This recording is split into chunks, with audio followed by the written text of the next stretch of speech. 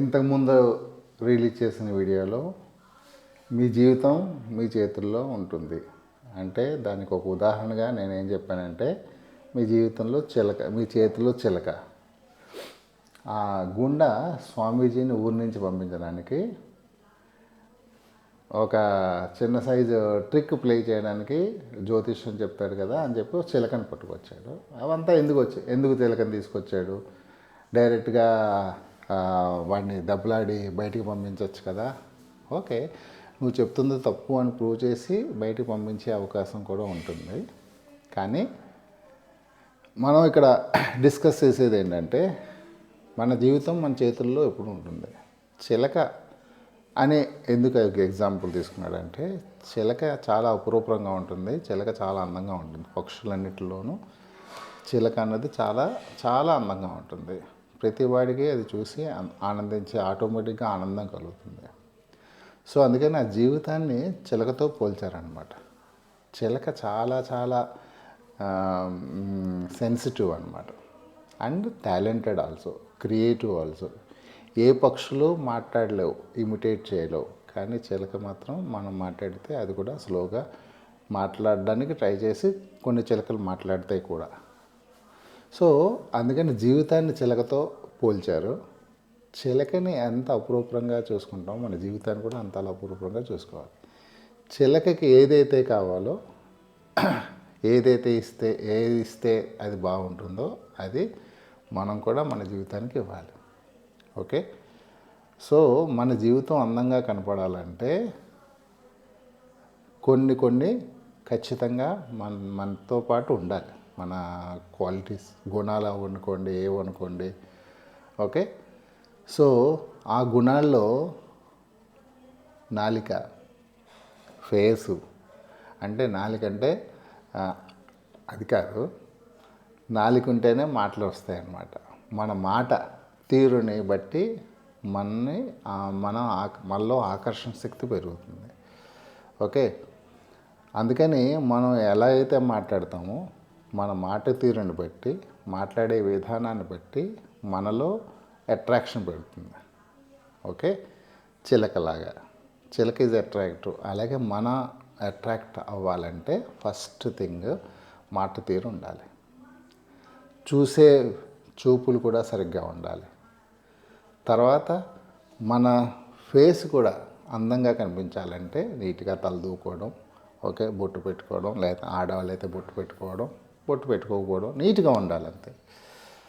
Okay, so తర్వాత మనం వేసుకునే బట్టలు, చూసే ఇవన్నీ నీట్గా ఉండేమవుతుందంటే మనలో కొంత అట్రాక్షన్ పెరుగుతుంది. రైట్, సో దెన్ మనని ఒక 10 మంది 20 మంది చూస్తారు.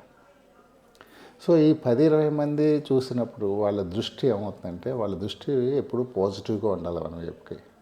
రైట్, అబ్బా వెరీ గుడ్ రా, చాలా నీట్గా కనబడుతున్నాడు ఈ అబ్బాయి అనుకుని చూస్తే ఆ దృష్టిలో పాజిటివిటీ ఉంటుంది.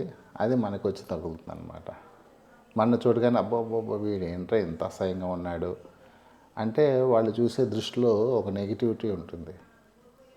ఆ నెగిటివిటీ ఆ దృష్టితో పాటు మన శరీరం మీద పడే అవకాశం కూడా ఉంటుందన్నమాట.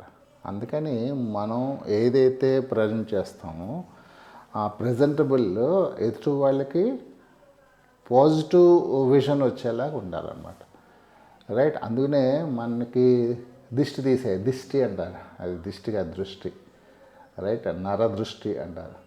అన్నిటికన్నా చాలా పవర్ఫుల్ అయినది నరదృష్టి.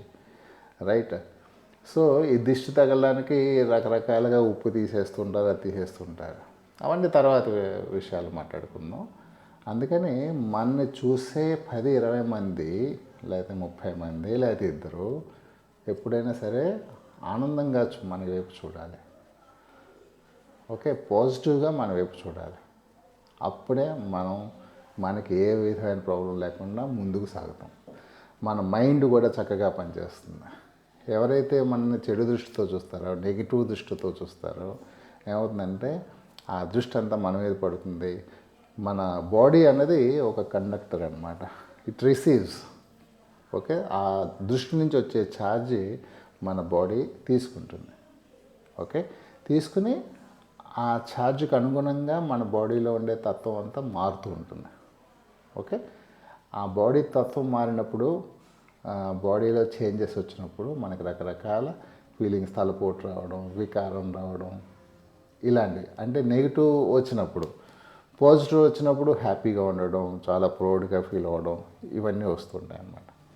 అందుకని నువ్వు ఎప్పుడైతే నీ ఆకారాన్ని, నీ శరీరాన్ని అందంగా చేసుకుని ఎదురు వాళ్ళకి చూడబుల్గా ఉంటావో, అప్పుడు నీ మీద మిగతా వాళ్ళ నుంచి ఒక పాజిటివ్ దృష్టి నీ మీద పడి నీ జీవితం ప్రశాంతంగా ఉంటుంది. ఓకే, నీ జీవితం ప్రశాంతంగా, ఆనందంగా నువ్వు అనుకున్నట్టుగా ఉండాలి అంటే 10 మందికి అనుకూలంగా నీ శరీరాన్ని కనపడేలా చేసుకోవాలి.